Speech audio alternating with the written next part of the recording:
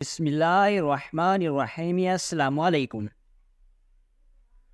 زکوئی کون تھی وہ خوبصورت حسینہ سلطان کی وفادار کیسے بنی؟ بظاہر تو زکوئی ناجی کی وفادار تھی، لیکن جشن کی رات ایسا خیمے کے اندر کیا ہوا کہ وہ سلطان صلاح الدین ایوبی رحمۃ اللہ علیہ کی وفادار بن گئی۔ وہ مراکش کی ایک رقاصہ تھی، کسی کو بھی معلوم نہیں تھا کہ اس کا مذہب کیا تھا۔ وہ مسلمان نہیں تھی، وہ عیسائی بھی نہیں تھی۔ علی بن سفیان سلطان کے انٹیلیجنس، جاسوسی اور سراغ رسانی کا سربراہ تھا، اور اسے دوسروں کے راز معلوم کرنے کے لیے ڈھنگ اختیار کرنے پڑتے تھے۔ سلطان صلاح الدین ایوبی رحمۃ اللہ علیہ اس کو اپنے ساتھ مصر لایا تھا۔ یہاں آ کر معلوم ہوا کہ یہاں کا سالار ناجی نہایتی شیطان اور سازشی ہے۔ اس کے اندرونی حالات معلوم کرنے کے لیے علی نے جاسوسوں کا ایک جال بچھا دیا۔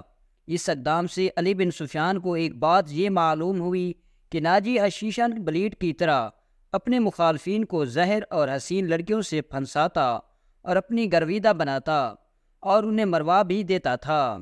علی بن سفیان نے تلاش و بسار کے بعد کسی کی مدد سے زکوئی کو مراکش سے حاصل کیا اور خود بردہ فروش کا روپ دھار کر ناجی کے ہاتھ اس کو بیچ دیا تھا۔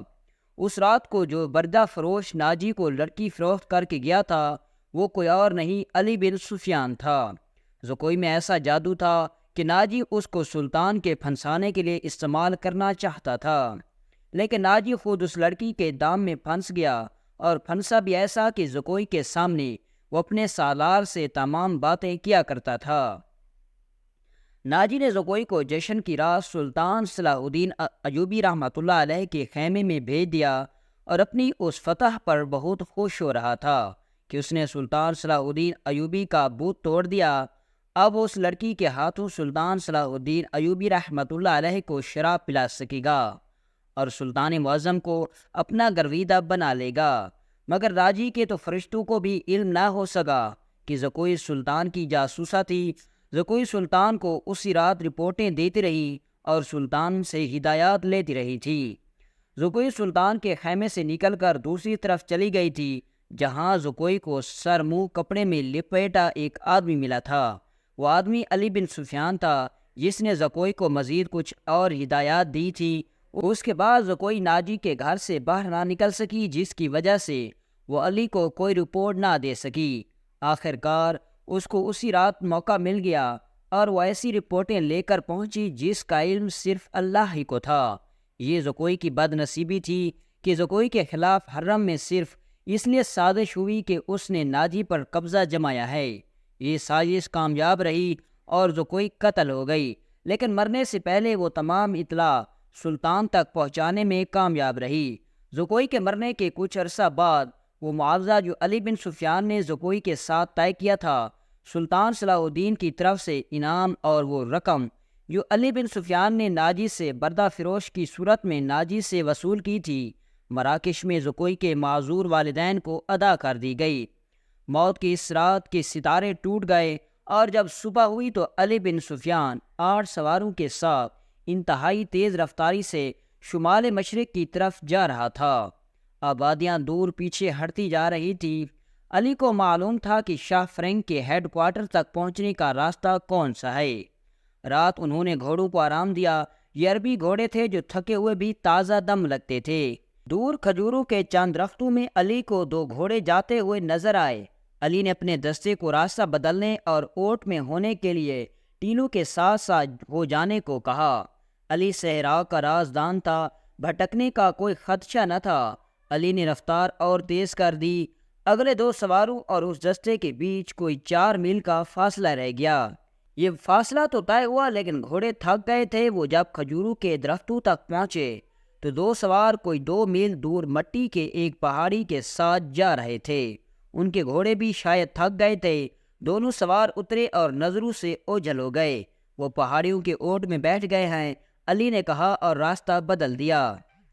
فاصلہ کم ہوتا گیا، اور جب فاصلہ کوئی 100 گز گیا تو وہ دونوں بندے اوٹ سے باہر آئے۔ انہوں نے گھوڑوں کے سر پر دوڑنے کا شور سن لیا تھا۔ وہ دوڑ کر غائب ہوئے۔ علی بن سفیان نے گھوڑے کو ایڑی لگائی۔ تھکے ہوئے گھوڑے نے وفاداری کا ثبوت دیا اور اپنی رفتار تیز کر دی۔ باقی گھوڑے بھی تیز ہو گئے اور جب وہ پہاڑی کے اندر گئے تو دونوں سوار نکل چکے تھے مگر زیادہ دور نہیں گئے تھے۔ وہ شاید گھبرا بھی گئے تھے کہ آگے ریتلی چٹانیں بھی تھیں، انہیں راستہ نہیں مل رہا تھا، کبھی دائیں جاتے کبھی بائیں۔ علی بن سفیان نے اپنے گھوڑے ایک صف میں پھیلا دیے اور بھاگنے والوں سے 100 گز دور جا پہنچا۔ ایک تیر انداز نے دوڑتے ہوئے گھوڑوں سے تیر چلایا جو ایک گھوڑے کی ٹانگ میں جا لگا۔ گھوڑا بے لگام ہوا۔ تھوڑی سی اور بھاگ دوڑ کے بعد وہ دونوں گھیرے میں آ گئے تھے اور انہوں نے ہتھیار ڈال دیے۔ سوال جواب پر انہوں نے جھوٹ بولا اور اپنے آپ کو تاجر ظاہر کرنے لگے، لیکن جیسے ہی تلاشی لی گئی تو وہ تحریری پیغام مل گیا تھا جو ناجی نے ان کو دیا تھا۔ ان دونوں کو حراست میں لیا گیا، گھوڑوں کو آرام کا وقت دیا گیا اور پھر یہ دستہ واپس آ گیا۔ سلطان صلاح الدین ایوبی رحمۃ اللہ علیہ بڑی بے چینی سے ان کا انتظار کر رہا تھا۔ دن گزر گیا، رات بھی گزرتی جا رہی تھی۔ آدھی رات گزر گئی، ایوبی لیٹ گیا اور اس کی آنکھ لگ گئی۔ سحر کے وقت دروازے پر ہلکی سی دستک پر سلطان صلاح الدین ایوبی کی آنکھ کھل کر دوڑ کر دروازہ کھولا تو علی بن سفیان سامنے کھڑا تھا۔ اس کے پیچھے 8 سوار اور وہ 2 قیدی کھڑے تھے۔ علی اور قیدیوں کو سلطان نے اپنے سونے کے کمرے میں ہی بلا لیا۔ علی سلطان کو ناجی کا پیغام سنانے لگا۔ پہلے تو سلطان کے چہرے کا رنگ پیلا پڑ گیا، پھر جیسے خون جوش مار کر سلطان کے چہرے اور آنکھوں پر چڑھ آیا ہو۔ ناجی کا پیغام خاصا طویل تھا۔ ناجی نے صلیبیوں کے بادشاہ فرینک کو لکھا تھا کہ وہ فلاں دن اور فلاں وقت یونانیوں، رومیوں اور دیگر صلیبیوں کی بحریہ سے بحیرہ روم کی طرف سے مصر میں فوجیں اتار کر حملہ کر دے۔ حملے کی اطلاع ملتے ہی 50,000 سوڈانی فوج بھی امیر مصر کی خلاف بغاوت کر دے گی۔ مصر کی نئی فوج ایک ہی وقت میں بغاوت اور حملے کے جواب کے قابل نہیں۔ اس کے عوض ناجی نے تمام تر مصر کے ایک بڑے حصے کی بادشاہت کی شرط رکھی تھی۔ سلطان صلاح الدین ایوبی رحمۃ اللہ علیہ نے دونوں پیغام لے جانے والے قیدیوں کو قید خانے میں ڈال دیا اور اسی وقت نئی مصری فوج سے ایک دستہ بھیج کر ناجی اور ناجی کے نائبین کو ان کے گھروں میں ہی نظر بند کر دیا۔ ناجی کے حرم کی تمام لڑکیاں آزاد کر دی گئیں۔ ناجی کے تمام خزانے کو سرکاری خزانے میں ڈال کر سرکاری خزانہ بنا دیا گیا اور یہ تمام کارروائی خفیہ رکھی گئی۔ سلطان صلاح الدین ایوبی رحمۃ اللہ علیہ نے علی کی مدد سے اس خط میں جو پکڑا گیا تھا حملے کی تاریخ مٹا کر اگلی تاریخ لکھ دی۔ 2 ذہین اور قابل فوجیوں کو شاہ فرینک کی طرف روانہ کیا گیا۔ ان دونوں فوجیوں کو یہ ظاہر کرنا تھا کہ وہ ناجی کے پیامبر ہیں۔ سلطان صلاح الدین ایوبی رحمۃ اللہ علیہ نے ان کو روانہ کر کے سوڈانی فوج کو مصری فوج میں مدغم کرنے کا حکم روک دیا۔ 8ویں روز دونوں پیامبر واپس آ گئے اور شاہ فرینک کا جوابی خط جو اس نے ناجی کے نام لکھا تھا سلطان صلاح الدین ایوبی رحمۃ اللہ علیہ کو دیا۔ شاہ فرینک نے لکھا تھا کہ حملے کی تاریخ سے 2 دن قبل سوڈانی فوج بغاوت کرے تاکہ سلطان صلاح الدین ایوبی کو صلیبیوں کا حملہ روکنے کا ہوش تک نہ رہے۔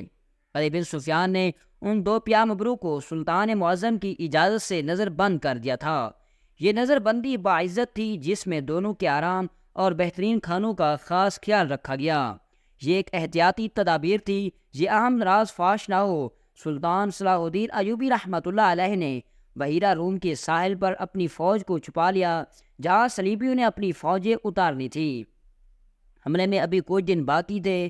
ایک مورخ سراج الدین نے لکھا ہے کہ سوڈانی فوج نے شاہ فرینک کے حملے سے پہلے ہی بغاوت کر دی تھی جو سلطان صلاح الدین ایوبی رحمۃ اللہ علیہ نے اپنی طاقت سے نہیں بلکہ پیار، ڈپلومیسی اور اچھے حسن سلوک سے بدل دی تھی۔